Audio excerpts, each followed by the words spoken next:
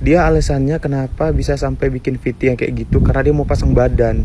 Dia merasakan bagaimana rasanya seorang ibu ingin membela anak. Aku lucu di sini tuh nggak nyambung banget dia sebenarnya. Kok bisa dia bilang dia mau pasang badan? Mau ngapain?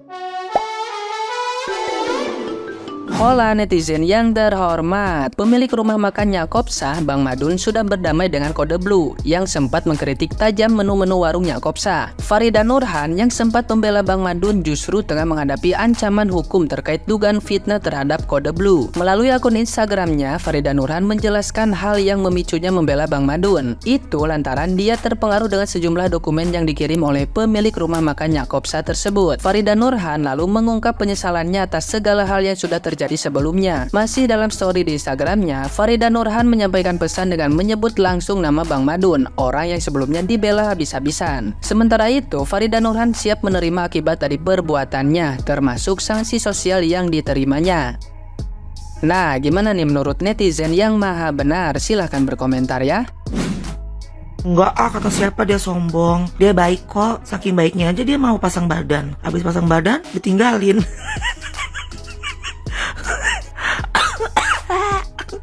Ya kan baik dia loh, baik banget gitu kan.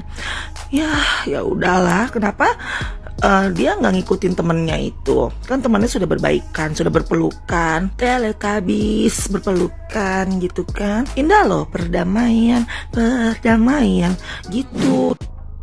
Gue lucu aja kan lihat si Farida Nurhan. Dia alasannya kenapa bisa sampai bikin VT yang kayak gitu karena dia mau pasang badan.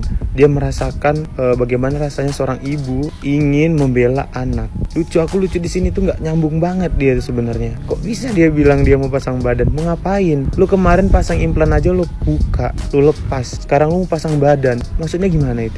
Ngapain pasang badan kan lu nggak diganggu nih. Oke lah kalau lu bilang lu itu ada naluri keibuan. Ketika lu menghina fisik si Kode Blue, lu nggak mikirin gitu gimana perasaan ibu yang melahirkan si Kode Blue. Yang lu hina fisiknya, lu bilang kayak dukun, pendek. Lu nggak mikirin di situ kan. Sekarang nih lu dibully satu Indonesia, anak lu juga direndahin, cucu lu juga dibawa-bawa, dihina. Gimana perasaan? Sedih kan? Sedih. Kalau lu memang punya naluri seorang ibu, harusnya lu nggak ngelakuin itu kemarin. Gue lihat PT lu kemarin, lu ketawa cengengesan ngehina anak orang. Sekarang anak lu dihina, lu kayak yang sedih, lu terpukul. Lu bilang blunder. Lu yang blunder. Lu lari dari konsep. Lu nyerang pribadi, privasi orang. Lu nyerang fisik. Lu lari dari masalah. Lu buat masalah baru. Ya udah lalu buat di story IG lu bilang nasi sudah menjadi bubur. Yang nyuruh lo makan bubur siapa? Gue tanya. Siapa? Nggak ada yang nyuruh lo buat nasi jadi bubur. Nggak ada. Lo buat sendiri kan. Sekarang udah di bubur lo bingungan sendiri. Makanlah tuh bubur, makan. Aduk tuh bubur, makan. Turunin ego. Minta maaf. Kasihan anak sama cucu lo. Kasihan dihina. Kalau lo memang punya naluri seorang ibu ya, udah turunin ego. Kasihan. Bukan tentang lo doang soal ini. Tentang anak dan cucu lo juga ikut-ikutan ke bawah. Minta maaf sama Kode Blue. Udah. Akui kalau lo tuh salah. Akui semua perbuatan lo kemarin tuh lo salah. Udah mengakui itu aja. Gak usah keras kepala nih. Ibu-ibu satu dunia ini juga ngedukung lo kok.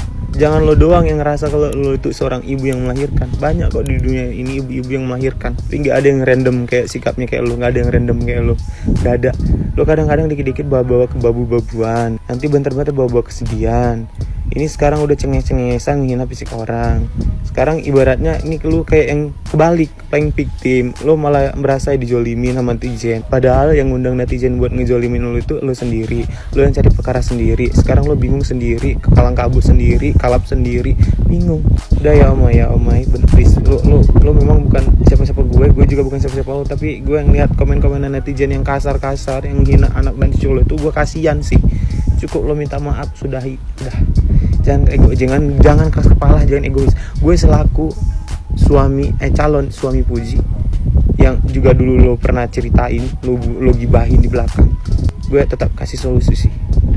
Salam dari calon suami Puji ya. Ini gue suami Puji. Mohon maaf ya Asnawi, mohon maaf. Torik udah mantannya ya. Kenalin nih calon suami Puji.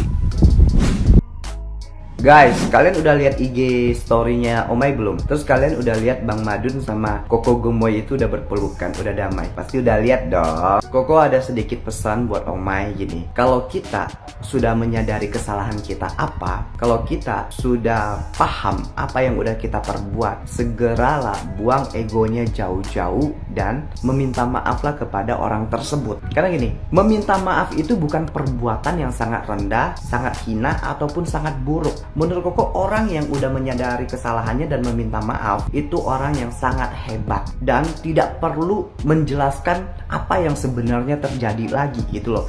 Karena memang udah salah gitu loh, mau diapain, nasi udah jadi bubur. Terus lain kali kalau misalnya mau bantu temen itu boleh, sah-sah aja, boleh banget. Tapi jangan sampai mencampuri masalah tersebut. Kita cukup bantu memberi dia solusi dan cari jalan keluarnya. Namanya hati manusia itu nggak ada yang tahu. Kalian pernah dengar kata-kata ini nggak? Musuh jadi teman, teman jadi musuh. Terkadang ya kalau kita meminta maaf dengan tulus dan menyadari apa yang udah kita buat ke orang tersebut, dari keadaan yang kacau bisa menjadi keadaan yang sangat damai, yang tenang. Percaya apa enggak? Koko doain semoga kalian bisa damai dalam masalah ini. Terus kalian berempat bisa mengintrospeksi diri sendiri lagi, memperbaiki diri lagi untuk menjadi yang lebih baik gitu loh. Jangan membuat kesalahan yang udah pernah kalian buat lagi. Oke? Semoga damai ya. Selain tukang review makanan, beliau juga spesialis nilai orang, nge-review orang. Pas collab baik, muji-muji, udah beres collab unfollow, jelekin, kayak sendirinya nggak punya aib. Aduh, oh my, so my, sepuh, aduh. Kita mak-mak yang sering ngomel aja bang, lihat kontenmu itu ketar-ketir, gemeteran gitu ya. Jadi kita makan di Grand Hyatt yang menurut kita itu enak, kamu aja masih bisa nemuin celahnya. Ya itulah gitu ya, kita nonton kontenmu tuh pokoknya ketar-ketir. Tapi kalau sudah masuk ke ranah pribadi, sampai ngetawain mukamu kayak gimana, kemudian pakai orang untuk klarifikasi, itu menurutku udah nggak baik gitu. Jadi ya kalau boleh sih kalian ketemuan salaman ya. Tapi kalau misalnya menurutmu itu udah melanggar undang-undang dan lain sebagainya, kamu ngerti urusan legal dan yang satunya juga ditantangin, ya udah laporin aja ke polisi, nanti aku akan datang sebagai warga negara dan lain sebagainya, ya silahkan aja gitu, kamu menuntut hakmu di sana gitu. Yang bisa membuktikan salah benernya kan polisi sama pengadilan.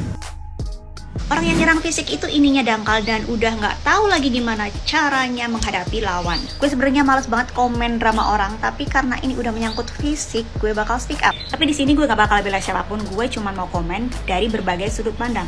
Dari sudut pandang yang punya warung, dari sudut pandang reviewer, dan dari sudut pandang orang yang doyan makan. Seperti yang lo lihat, Omai nyerang fisik, udah beda konteks dari review makanan. Omai nggak terima karena menurut Omai ini adalah bad review, sedangkan menurut Code Blue itu adalah review jujur.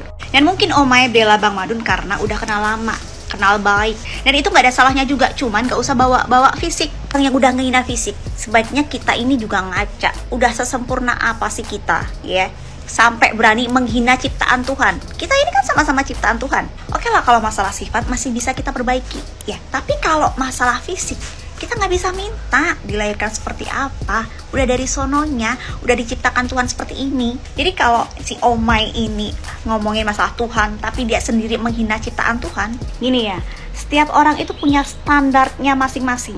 Setiap orang punya standar lidahnya untuk merasakan makanan. Setiap orang punya standar untuk mereview suatu produk, suatu makanan. Jadi itu adalah terserah yang review. Jadi menurut gue ya sah-sah aja, karena ya memang karakternya seperti itu. Personal branding yang dia keluarkan seperti itu, dengan karakternya yang memang ngomongnya ya blak-blakan. Sedangkan Juju lebih ke agak lembut. Seperti yang gue bilang tadi, semua reviewer punya standarnya masing-masing. Nah mungkin standarnya Code Blue ini udah tinggi ya, punya standar yang tinggi. Lidahnya ini standarnya juga udah tinggi, jadi nggak bisa disamaratain juga. Ada yang bilang makanannya Bang Madun ini enak, ada yang bilang nggak enak, ada yang bilang biasa aja. Ya karena semuanya punya standar. Gue yang suka review skincare juga punya standar. Gue selalu bilang, apa yang di kulit gue ini cocok, belum tentu di kulit kalian cocok. Apa yang di kulit gue ngaruh, belum tentu di kulit orang juga ngaruh. Gue kalau pakai skincare nggak ngaruh di kulit gue, ya nggak bakal gue review sih. Kan begitu analoginya. Ngapain gue review kalau itu nggak ngaruh? Kita juga sebagai review reviewer perlu mempertimbangkan apa yang kita review. Karena apa?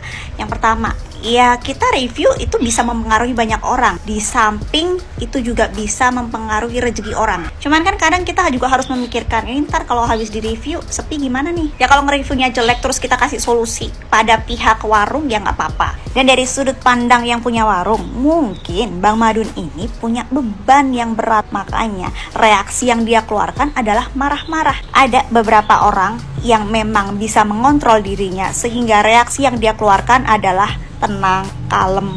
Nah, ada juga nih yang nggak bisa kontrol diri sehingga reaksi yang dia keluarkan adalah marah-marah, tantrum. Jadi kalau ada yang bilang, ya harusnya lo minta maaf, kenapa harus tantrum? Nggak bisa.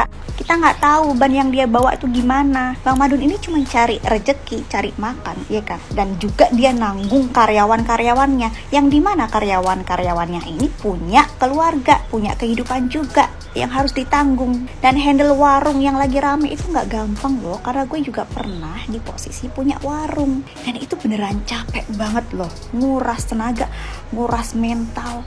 Belum lagi kalau rame kita bingung nih, ini pesan apa tadi, ini pesan apa tadi, bingung. Dan menurut gue kayak gini tuh malah bisa jadi pembelajaran buat yang punya warung, biar dijaga lagi kebersihannya. Setiap masalah yang hadir itu kan untuk naikin kualitas kita, untuk naikin kualitas usaha kita juga. Misalkan dari sudut pandang konsumen, kalau lo ngerasa itu terlalu mahal, ya udah lo nggak usah makan di situ. Kalau lo ngerasa itu worth it, ya udah silakan makan di situ. Dan kalau menurut lo itu terlalu mahal, berarti lo bukan mangsa pasarnya, udah gitu aja. Kalau lo nggak apa-apa banget ngeluarin uang segitu untuk makan di tempatnya Bang Madun, ya udah silakan makan di sana. Dibikin simple aja, nggak usah ribet-ribet. Lo suka tinggal datang, lo suka tinggal nonton, lo nggak suka ya udah skip.